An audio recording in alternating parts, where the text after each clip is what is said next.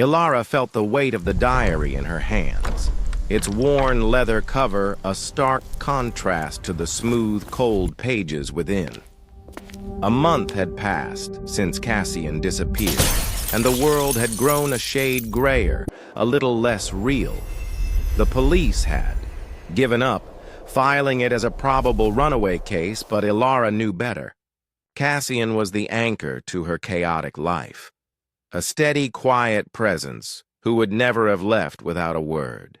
He'd only left the diary, a cryptic, maddening artifact filled with symbols that looked like constellations drawn by a feverish hand, and entries that read like forgotten poetry.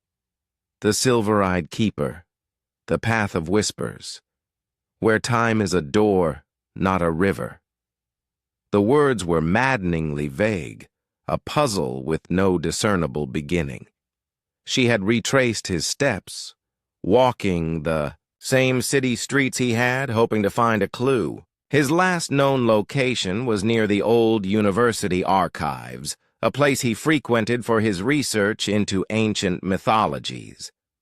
But there was nothing there, just the sterile silence of dusty books and the indifferent hum of fluorescent lights. She felt a growing despair, a gnawing hole in her chest that told her she was chasing a ghost. One evening, as a storm gathered on the horizon, painting the sky a bruised purple, she found herself walking down a narrow alley she'd never seen before. It was a place that seemed to exist only in the periphery, tucked between a brick-faced cafe and a forgotten laundromat. A faint, almost imperceptible light drew her in, not the harsh glare of a street lamp, but something softer, warmer, like candlelight on a still evening. The light emanated from a set of heavy, dark wooden doors. The wood was so old it seemed to have absorbed the very history of the city, its grain like swirling storm clouds. Carved into the wood was a single stylized eye, its pupil a perfect, unblinking circle. Hesitantly, she pushed the door open. A soft, melodic chime, like glass bells in a gentle wind, greeted her. The air inside was thick with the scent of old paper and something else she couldn't place. The clean, metallic tang of ozone after a thunderstorm, the sweet fragrance of night-blooming jasmine, and the faint, coppery scent of old blood. The space was immense, a grand, cathedral-like chamber with towering bookshelves that stretched so far up they vanished into the gloom. The shelves were not straight and orderly, but curved like waves creating a labyrinth of knowledge. The books themselves seemed to breathe, their leather covers and brittle pages holding a quiet, potent energy. This was no ordinary library. It was the place from Cassian's diary, the impossible location he had described in such vague, reverent terms. A figure emerged from the shadows between two towering shelves. The librarian. She knew it instinctively. He was tall and slender, his movements as fluid and silent as an incoming tide. He wore robes the color of a starless night, and his face was ageless, carved from stone and sorrow. But his eyes were what captured her. They were a brilliant, shimmering silver, like pools of liquid mercury. And they looked at her not with curiosity, but with a deep, ancient understanding. He didn't speak. He simply gestured to a small, unassuming table in the center of the room. On it rested a single bound book. Its cover was a deep, unblemished black, and its pages, when she dared to touch them, felt like cool silk. As she approached, the book's surface seemed to ripple, and a title appeared in glowing script. The Book of Trials. Ilara's heart pounded in her chest. This was it. This was the key. She looked at the librarian, searching his face for a hint of an answer, a confirmation, but he only watched her, his silver eyes reflecting her own desperate hope back at her. A whisper, faint and dry as rustling leaves, seemed to emanate from the very walls of the library. It said nothing she could understand, but its meaning was clear. This is the path, not an answer. She picked up the book. As her fingers closed, around its spine, a jolt of energy, cold and electric, shot up her arm. The library around her seemed to sigh, and the books on the shelves hummed with a new, vibrant energy. The book in her hands was no mere text. It was a door, a key, and a mirror. She had begun. The first trial was waiting. She didn't know what it was, but she knew she had to face it, not for answers, but for the chance to stand where Cassian had stood and perhaps to understand why he had left her behind. As Alara's hand touched the book's cover, the vast, echoing library seemed to contract, the towering shelves and whispering shadows folding in on themselves like a paper fan. The air grew thick, shimmering with a soft, silvery light, and the scent of old paper was replaced by the familiar, comforting aroma of baked bread and simmering stew. When the light subsided, she found herself in a place she knew intimately, a place she hadn't consciously thought of in years, but had been living within the walls of her mind all along. Her childhood home. It was as she remembered it. Not as it was now, but as it had been before the silence. The scuffed wooden floors, the slightly crooked painting in the hallway, the worn armchair by the fireplace. But there was a disquieting stillness to it all, a sense of suspended animation. The dust motes in the sunbeams were frozen, the clock on the mantelpiece had no hands, and the air was heavy with unspoken words. A voice, soft as a lullaby and laced with a hint of sorrow, echoed from somewhere within the house. It was her own voice, younger and full of a regret she had long buried. "Why didn't you see me?" it whispered. "Why didn't you listen?" The words hung in the air like smoke, and Alara felt a pang of guilt, a familiar ache she had carried since the day Cassian disappeared. The first trial was not a riddle to be solved or a monster to be fought, but a confrontation with the ghosts of her past, specifically, the ghost of her relationship with her brother. She moved through the house, each room a tableau of a shared memory, a moment of profound significance. In the kitchen, she saw herself, a small, stubborn girl, refusing to share a cookie with Cassian, who stood by the counter, his eyes wide with hurt. The memory was sharp, the guilt as fresh as the day it happened. In the living room, she saw them again, older this time, Alara engrossed in a book, ignoring Cassian's attempts to show her a new star he had found with his old beat-up telescope. "Just a minute, Cass," she had said, and that minute had stretched into an eternity. The echoes of her past became louder, more insistent. In her mind's eye, she saw a series of flashes. Cassian showing her a story he had written, full of fantastic creatures and impossible worlds, and Alara, consumed by her own teenage anxieties, dismissing it as silly. Cassian trying to talk to her about the strange symbols he was finding in old books, and Alara, preoccupied with her own life, shrugging him off, telling him to get a real hobby. Each memory was a shard of glass, cutting at her heart, reminding her of all the times she had chosen herself over him, her own world over his.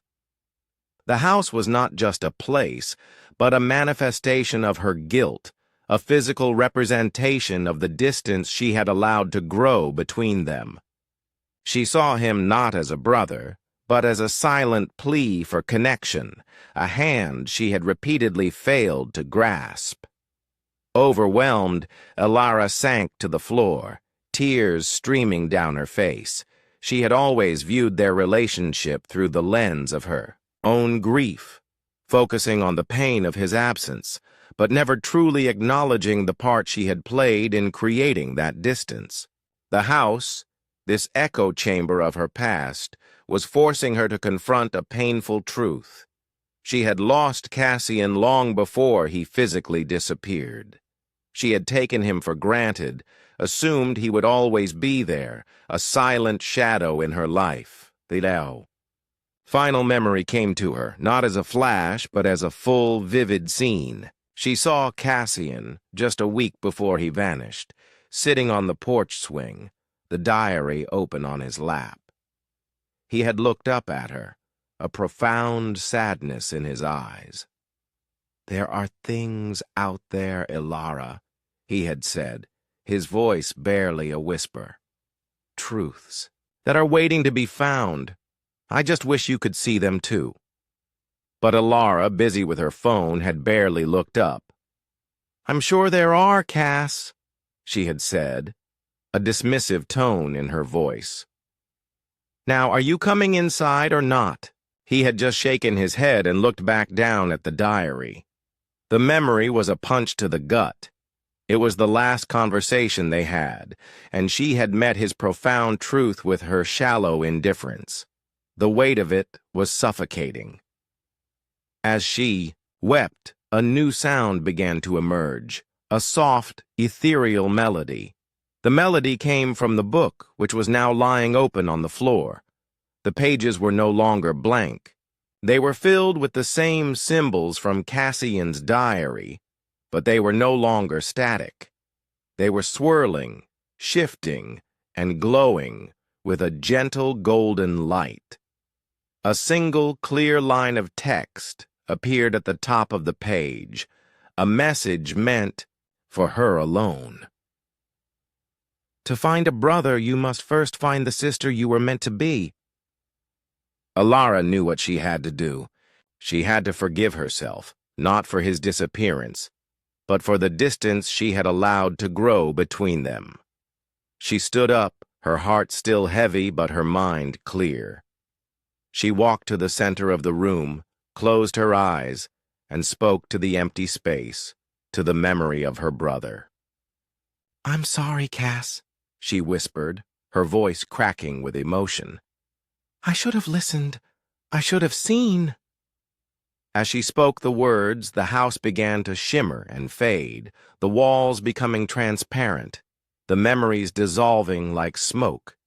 The guilt, once a heavy, physical presence, began to lift, replaced by a quiet sense of peace. The room dissolved entirely, and Elara found herself back in the library, the book in her hand, its pages now glowing faintly with a soft, warm light. The first trial was over. She had faced her past, and in doing so she had taken the first step on the path to finding her brother, not as the girl she was, but as the woman she was becoming. As the echoes of her childhood home faded, Elara found herself standing not in the vast, cathedral-like chamber of the library, but in a small, circular room. The air was no longer thick with the scent of old paper and ozone, but with the crisp, clean smell of a mountain stream. The walls of the room were not stone or wood, but a continuous, seamless surface of polished obsidian that reflected her image with startling clarity. Her reflection wasn't static. It was a living, breathing entity that mimicked her every move, every subtle shift of her expression. The book she held, now glowing with a soft, steady warmth, felt like a compass, pointing her toward an unknown destination. A quiet hum filled the air, a low frequency that seemed to resonate deep within her bones. Suddenly, the mirrored walls began to ripple and shift, and her single reflection fractured into 1,000 different versions of herself. Each mirror showed a different Elara, a different life she could have lived, a different path she could have taken. There was an Ilara with laughter lines around her eyes and a sun-kissed tan, sitting in a field of wildflowers with a small child on her lap. Another was a stern, solitary academic, her face pale under the harsh light of a library lamp, her shelves filled with endless tomes, a life she had once considered. A third reflection showed her in a flowing white dress, standing on a stage, her arms outstretched, a crowd of adoring fans gazing up at her, a future she had dreamed of as a teenager but had long since abandoned. The whispers from the library returned, but this time they were not a mournful sigh but a cacophony of voices, each belonging to one of the mirrored Ilaras. They spoke of regret, of choices not made, of paths not taken. "You could have been so happy," one reflection whispered, her voice full of longing. "You chose the quiet life, the safe life, the boring life." Another reflection, the academic, spoke with a sharp, cutting tone. "You gave up your mind, your potential, for a life of mediocrity." Ilara felt herself being pulled in 1,000 different directions, each reflection a phantom limb she had to sever. The trials were not about Cassian, not yet. They were about her, about the unreconciled parts of her own soul. The labyrinth of mirrors was a physical manifestation of her subconscious, a place where all her what-ifs and could-have-beens were made real. She had to navigate this maze of alternate realities, to find her own true path amidst the noise of 1,000 others. A new sensation began to grow within her, a feeling of being untethered, of her own identity dissolving into the myriad reflections. She was no longer just Ilara, the woman looking for her brother. She was also the artist, the academic, the mother, the lonely traveler, the person she might have been. The sheer weight of these parallel lives was suffocating. She felt a profound loss for a life she never had, a sorrow for a happiness she had never experienced.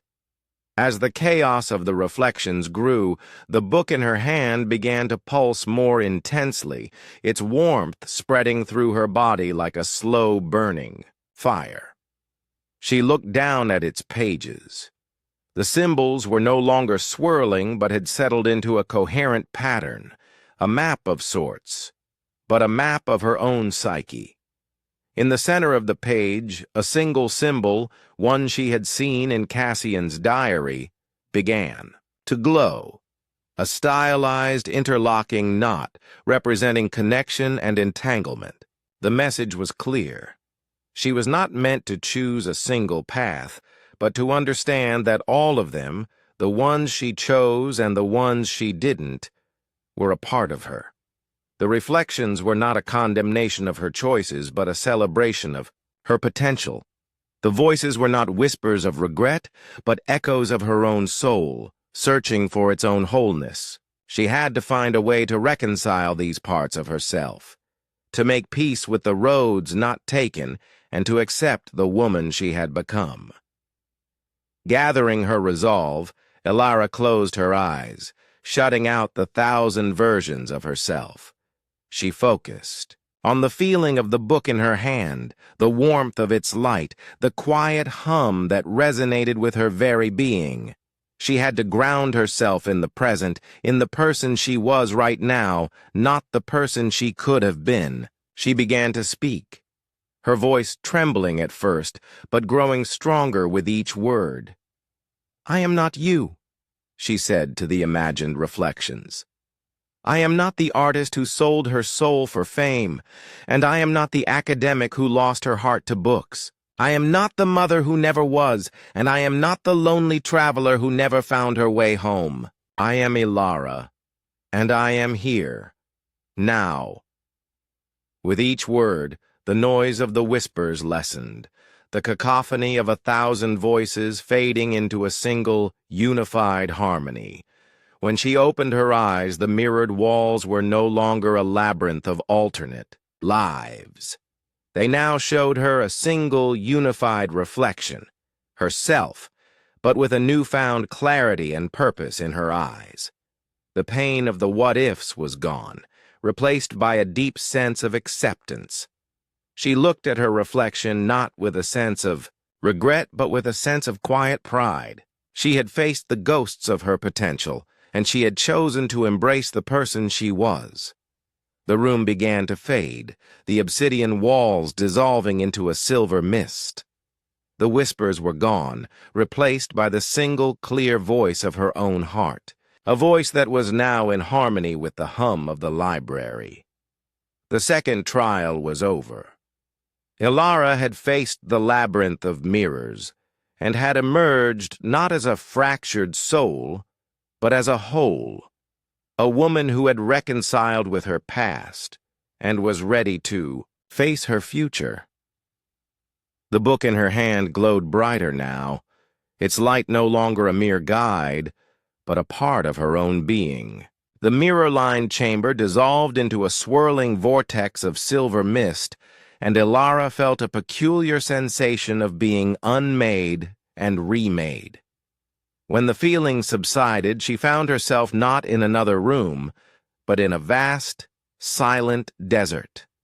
The sky above was a brilliant, cloudless blue, and the sun beat down with an unforgiving intensity. The ground beneath her feet was not sand, as one might expect, but a mosaic of shifting colored tiles that rearranged themselves with a soft, melodic clinking sound, like 1,000 glass bells in a gentle breeze.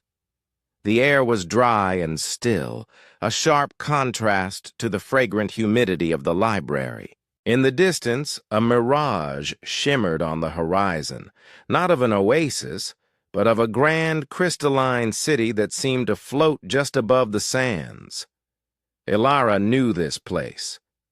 It was a landscape from one of Cassian's stories, a place he had described in his diary as the City of Lost Memories. He had written about it not as a fictional construct, but as a place that existed in a liminal space between thought and reality.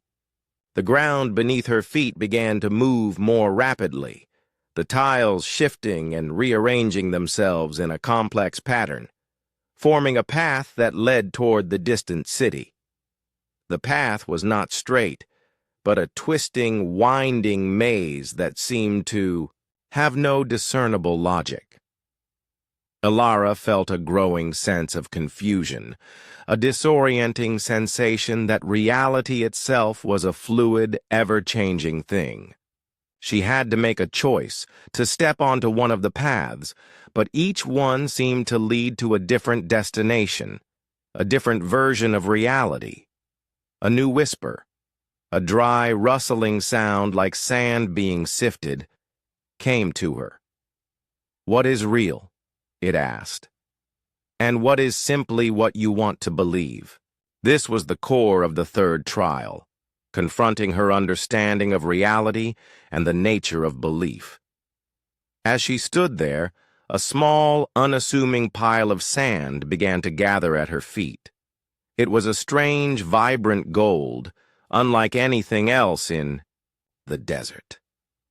As she watched, the sand began to swirl and take form, and a familiar face emerged from the grains, her brother Cassian. He wasn't solid, but a shimmering, ephemeral figure made of the golden sand. He smiled at her, a sad, gentle smile that she had missed more than anything.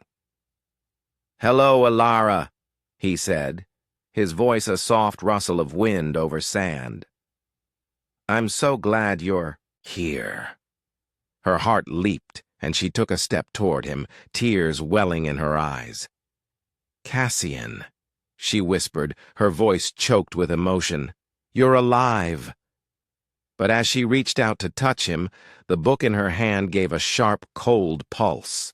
The pages flipped open on their own, and a single, glowing line of text appeared. "This is a memory, not a reunion." The message was a warning, a cold dose of reality. The Cassian before her was not her brother, but a manifestation of her deepest desire, her hope for his return. The test was not to find him, but to understand the nature of her belief in him. Could she accept that what she saw was not real? Could she let go of the comforting illusion in order to move forward and find the truth? She looked at the shimmering form of her brother, her heart aching with a desperate longing. The temptation to believe, to step into the illusion and stay with this phantom version of him, was immense, but the cold, hard logic of the book's message was undeniable. Ilara took a deep, shaky breath, and she did the hardest thing she had ever had to do. She closed her eyes and let the image of her brother go. "You're not real," she whispered, her voice full of a heartbreaking finality. "And I have to keep going." As she spoke the words, the shimmering form of Cassian began to dissolve, the golden grains of sand scattering on the wind. The sadness she felt was profound, a grief that was almost worse than his initial disappearance, for it was a grief for a reunion that could never be. But with the sadness came a sense of clarity, a newfound strength. The shifting sands beneath her feet seemed to settle, the chaotic, multicolored tiles rearranging themselves into a single, cohesive path. The mirage of the city of lost memories remained, but it no longer seemed like a distant, unreachable dream. It was a destination. As she began to walk, the book in her hand glowed with a renewed light, a light that was now a part of her, a true compass for her soul. She had faced the impossible choice between a comforting lie and a painful truth, and she had chosen the truth. The desert, once a place of confusion and disorientation, now felt like a place of clarity and purpose. She knew the path was not a physical one, but a metaphysical one, a journey through the landscape of her own soul. The third trial was over, and she had not just walked a path, she had chosen her own. The distant city shimmered, a silent promise of what was to come. A new layer of truth waiting to be uncovered. The shimmering desert and the golden phantom of Cassian dissolved, not into a vortex, but into a profound and heavy stillness. Ilara felt a deep emotional chill settle over her, a cold that was not of the physical world, but of the soul. When her surroundings solidified, she found herself in a place of breathtaking, sorrowful beauty. It was a garden, but a garden of stone and shadow. Moss-covered statues, their faces etched with expressions of ancient grief, stood silent and still, among beds of black roses and twisted thorn-covered vines. The air was heavy with the scent of damp earth and something else, a coppery, almost metallic smell she couldn't place at first, a scent that tasted of old wounds and buried pain. The sky above was a perpetual twilight, a bruised and melancholy, purple, with a single pallid moon casting long skeletal shadows. This garden was not merely a place, it was a manifestation of all the pain, all the unresolved suffering that she and Cassian had endured both together and separately. She felt a profound sense of sadness emanating from the very soil, a sorrow so deep it was almost tangible. The book in her hand, which had been a warm and steady guide, now felt heavy and cold, its glow a faint, pulsating heartbeat.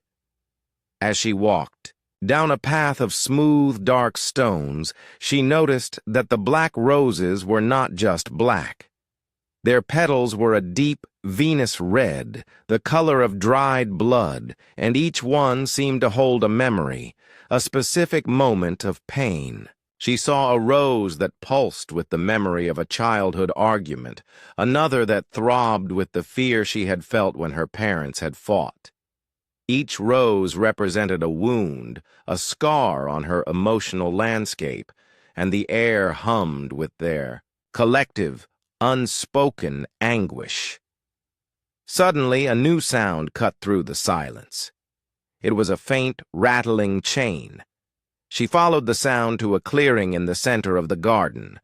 There, a figure sat hunched on a bench carved from a single block of obsidian. It was a mirror image of herself, a spectral, ghostly version of Alara. But she was not alone. Chained to her was another spectral figure, this one a phantom of her brother Cassian.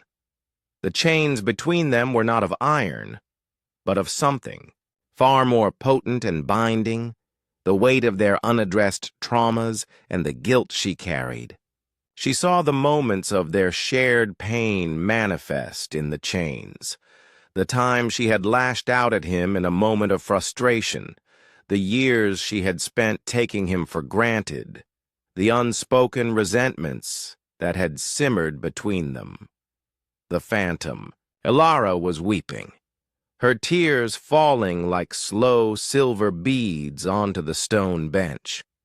The phantom Cassian was silent, his head bowed, the chains that bound them both heavy with the weight of her guilt. This was the core of the fourth trial, the confrontation with her own emotional baggage, the need to release her inner turmoil and to forgive not just Cassian but herself. The whispers in the garden were no longer just echoes of her past, but the voices of her inner demons, her self-recrimination. "You are the one who hurt him," they hissed, a chorus of dark, accusatory tones.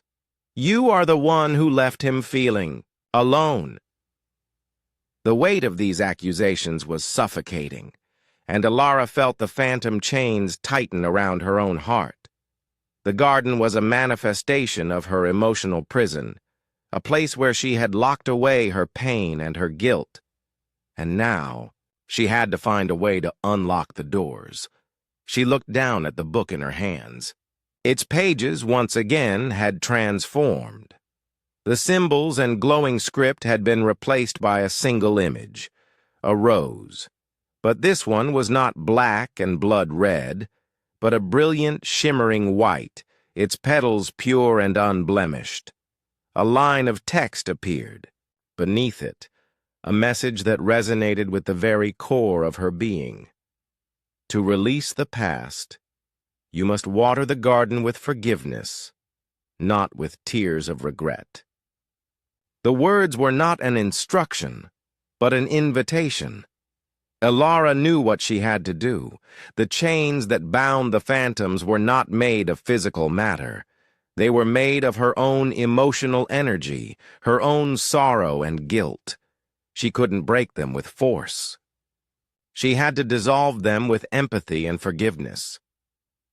Taking a deep breath, Alara stepped forward, walking toward the phantoms of herself and her brother.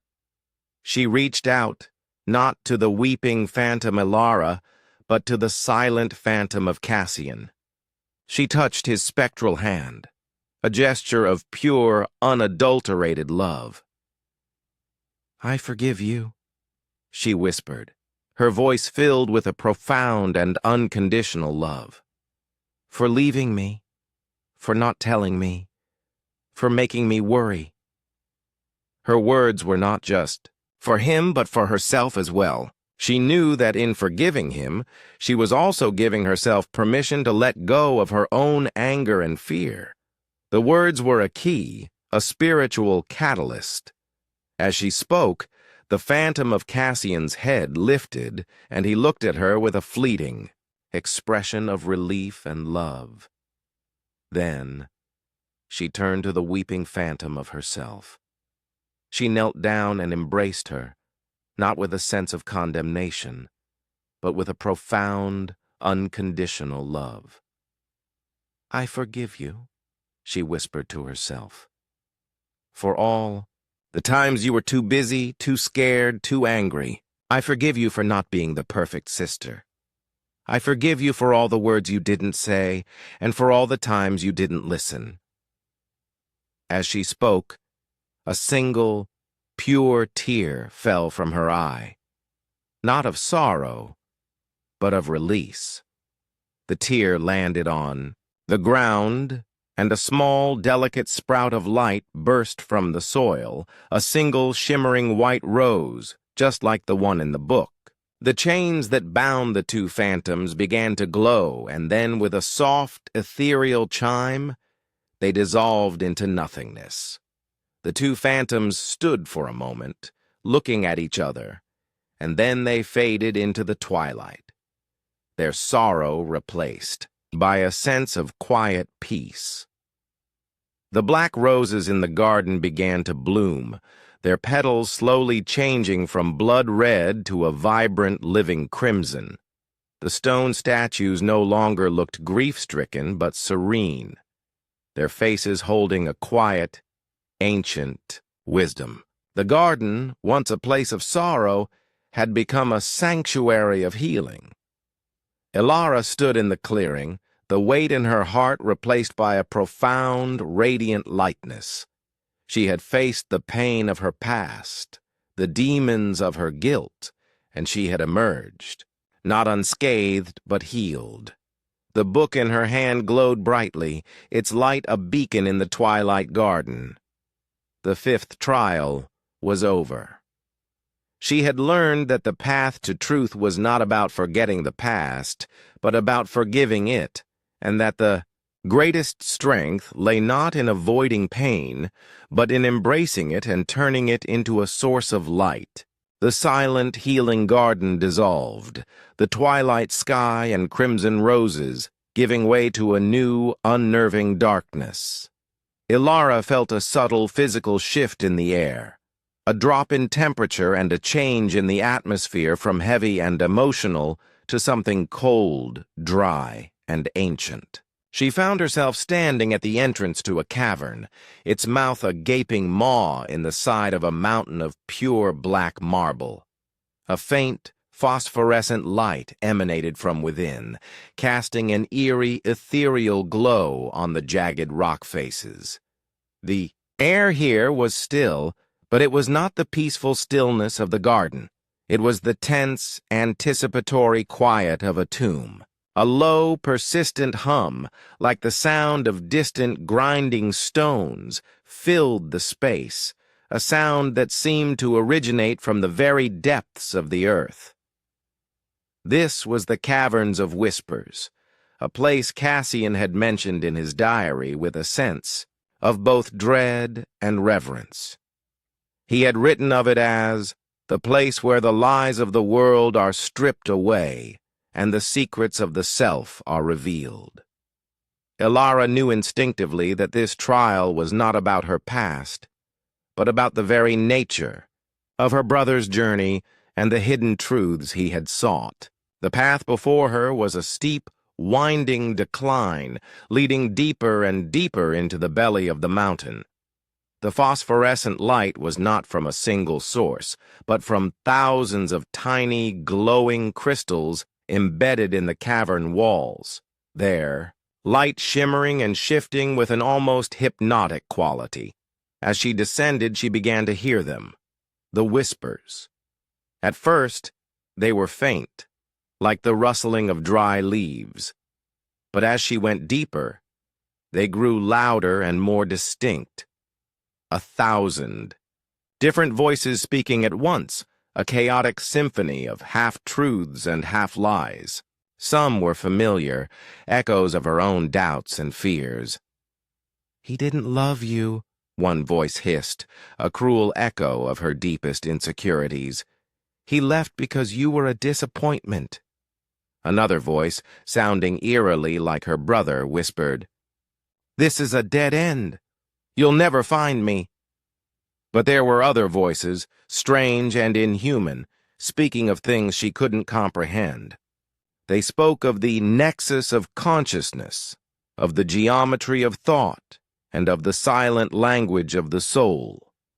These were the words from Cassian's diary, the cryptic entries that had seemed like nonsense. Here, in the heart of the cavern, they were not just words. They were living, breathing whispers, a torrent of information that threatened to overwhelm her senses. This was the core of the sixth trial, a test of her resolve and her ability to discern truth from falsehood, to find the signal in the noise. The whispers were a psychological gauntlet, a barrage of lies and truths designed to disorient her and break her spirit.